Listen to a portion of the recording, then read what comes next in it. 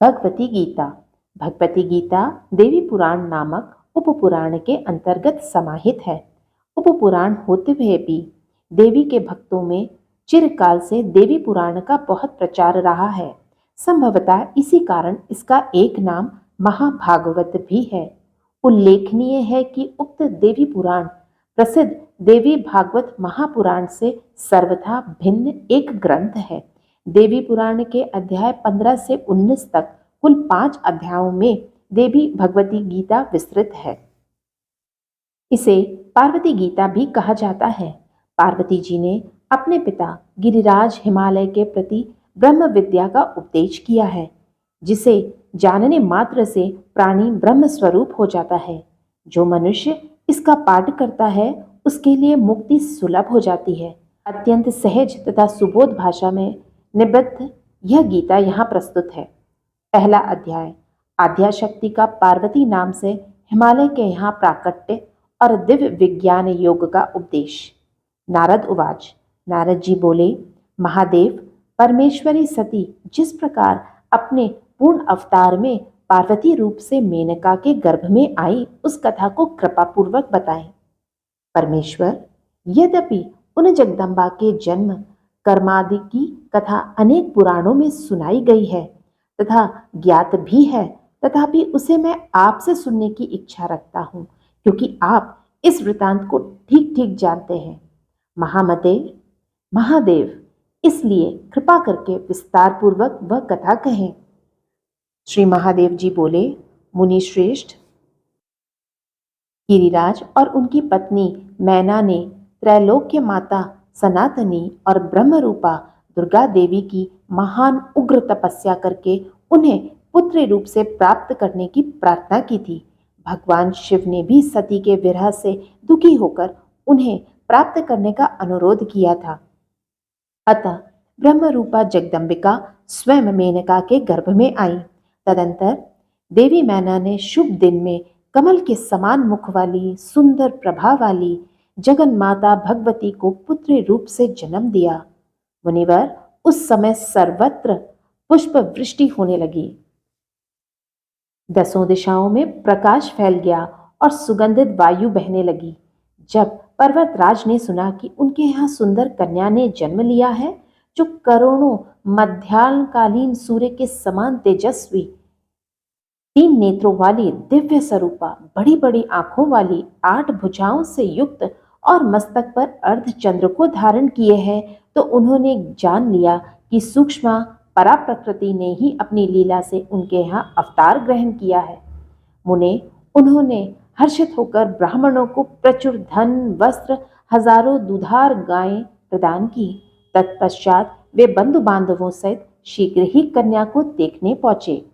गिरिराज को आया जानकर मैना ने उनसे कहा, राजन, अपनी कमल नयनी पुत्री को देखिए, ये हम दोनों की तपस्या का फल है और सभी प्राणियों के कल्याण हेतु प्रकट हुई है। तब गिरिराज ने भी कन्या को देखकर उसे जगदम्बिका के रूप में जाना। भूमि पर सिर झुकाकर प्रणाम कर, हाथ जोड़कर भक्तिपूर्वक गदगद वाणी से वे देवी से कहने लगे। हिमालय बोले, माता विशालाक्षी, इस विलक्षण विचित्र रूप में आप कौन हैं? पुत्री, मैं आपको नहीं जान पा रहा हूं, मुझे यथावत अपना वृतांत बताइए। श्रीदेवी बोली, परमेश्वर शिव की आश्रिता मुझे पराशक्ति समझो। मैं सारी सृष्टि का संचालन करती हूँ तथा शाश्वत ज्ञान और ऐश्वर्य की मूर्ति हूँ। मैं ही ब्रह्म, विष्णु और महेश आदि की जन्मदात्री हूँ और सृष्टि स्थिति विनाश का विधान करने वाली मुक्तिदायिनी जगदम्बिका हूँ। मैं सबकी अंतरात्मा के स्वरूप में स्थित हूँ और संसार समुद्र से उद्धार करने वाली हूँ। मुझे नित्यानंदमयी ब्रह्म रूपा नित्या माहेश्वरी समझो। तुम दोनों की तपस्या से संतुष्ट होकर मैंने अपनी लीला से तुम्हारी पुत्री बनकर तुम्हारे घर में जन्म लिया है। तुम बहुत भाग्यशाली हो।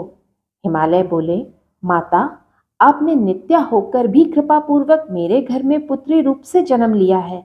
यह मेरे अनेकों जन्मों के किए पुण्य फल है तथा इसे मैं अपना सौभाग्य मानता हूँ। मैंने आपका यह रूप देख लिया। अब आप परात्पर भगवती का दिव्य शिव प्रिया रूप मुझे कृपा पूर्वक शीघ्र ही दिखाएं।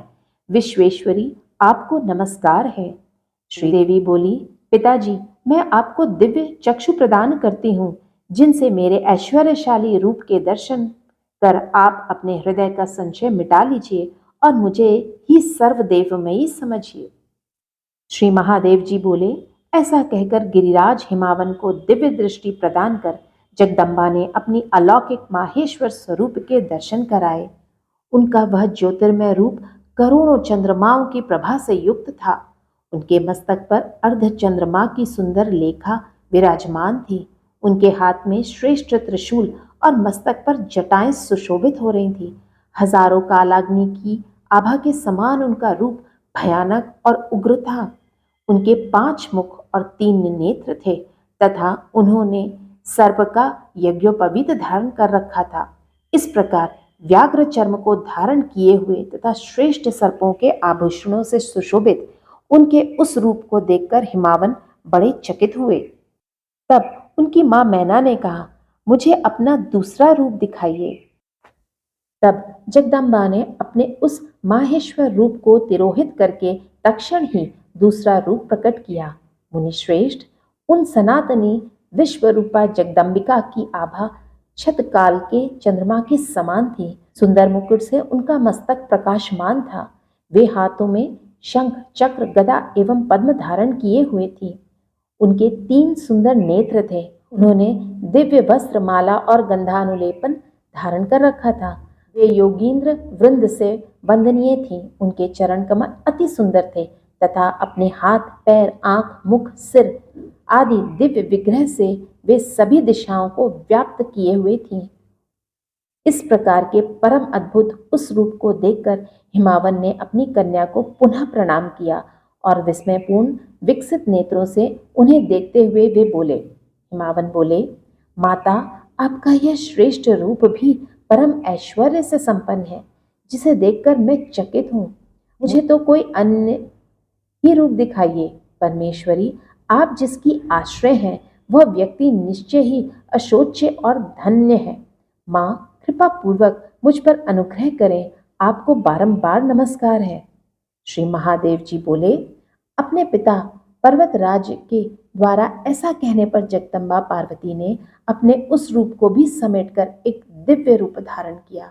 नील कमल के समान सुंदर श्याम वर्ण एवं वनमाला से विभूषित उस रूप की चारों भुजाओं में शंख, चक्र, गदा और पद्म सुशोभित थे।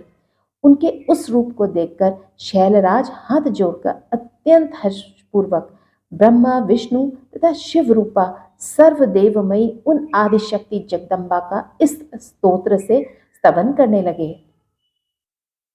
हिमालय बोले, माता, आप प्रसन्न हो। आप परम शक्ति हैं। आप में सब कुछ सन्निहित है। आप ही इस चराचर जगत की अधिष्ठात्री और परम आश्रय हैं। शिवे, आप ही सब कुछ हैं। इस त्रिभुवन में आपके अतिरिक्त अन्य कोई तत्व विद्यमान नहीं है। आप ही ब्रह्मा, विष्णु और महेश हैं और आप ही पराशक्ति हैं। आपकी अचिंत लीला का वर्णन मैं कैसे करूं, जिसका ब्रह्मादि भी पार नहीं पा सकते। विश्वेश्वरी, आप ही स्वाहा रूप से सभी देवताओं की तृप्ति कारिका, स्वधा रूप से पितरों की तृप्ति का कारण और महादेव प्रिया हैं। आप ही हव्य और कव्य हैं। आप ही नियम, यज्ञ, तप और दक्षिणा हैं। आप ही स्वर्गादि लोकों को प्रदान करने वाली तथा समस्त कर्मों का फल प्रदान करने में आप ही समर्थ हैं। महादेवी, आपको प्रणाम है। माँ, जिस आपके पर से भी परतर सूक्ष्मतम रूप का योगी जन शुद्ध ब्रह्म के रूप में वर्णन करते हैं, शिवे, वह आपका मोहक रूप मन और वाणी के लिए अगम्य और त्रैलोक्य का मूल कारण है। वरदायिनी भगवती, मैं आपको भक्तिपूर्वक प्रणाम करता हूँ। विश्वेश्वरी, मेरी रक्षा करें। जगदम्बे, आप सहस्त्रों उदीयमान सूर्यों के समान आभा वाली 8 भुजाओं से युक्त विशाल नेत्रों वाली एवं मस्तक पर चंद्र रेखा से सुशोभित है। आप कल्याणकारिणी ने लीला पूर्वक स्वयं ही मेरे घर में जन्म लिया है। उदीयमान करोड़ों चंद्रमाओं की शीतल कांति से युक्त नैनों वाली त्रिनेत्रा बाल स्वरूपा आप भगवती जगन माता को मैं भक्ति पूर्वक प्रणाम करता हूँ। आप प्रसन्न हो। शिवे, आपका रूप चांदी के पर्वत की कांति के समान उज्जवल है। आपने सर्पराज का सुंदर आभूषण धारण किया है। दुर्जनों के लिए भय उत्पन्न करने वाले 5 मुख कमलों और भयानक 3 नैनों से आप सुशोभित हैं। अर्धचंद्र सहित जटाजूट को आपने मस्तक पर धारण कर रखा है। शरणदात्री विश्व जननी, आपको भक्ति पूर्वक मैं प्रणाम करता हूँ। अंबिके, आप प्रसन्न हो। भवानी, कोटि शरद चंद्र के समान उज्जवल रूप और दिव्य वस्त्र आभरणों से आप सुशोभित हैं। आपका जगमोहन रूप 4 दिव्य भुजाओं से युक्त है। ब्रह्मादि समस्त देवगण आपकी स्तुति करते हैं। माता, आपके चरण कमलों में मैं भक्ति पूर्वक प्रणाम करता हूँ। आप प्रसन्न हो। दुर्गे, जलधर की आभा युक्त नवीन और खिले हुए कमल के समान उज्जवल नेत्र वाला आपका रूप अपनी कांति से विश्व को विमोहित करने वाला है। आपके मुख पर मुस्कान सुशोभित है। आपके गले में वनमाला और अंगों पर रत्न जटित अंगद आदि आभूषण सुशोभित हो रहे हैं। जगत का उद्धार करने वाली देवी, मैं आपको भक्ति पूर्वक प्रणाम करता हूँ। अंबिके, कृपा करके आप प्रसन्न हो।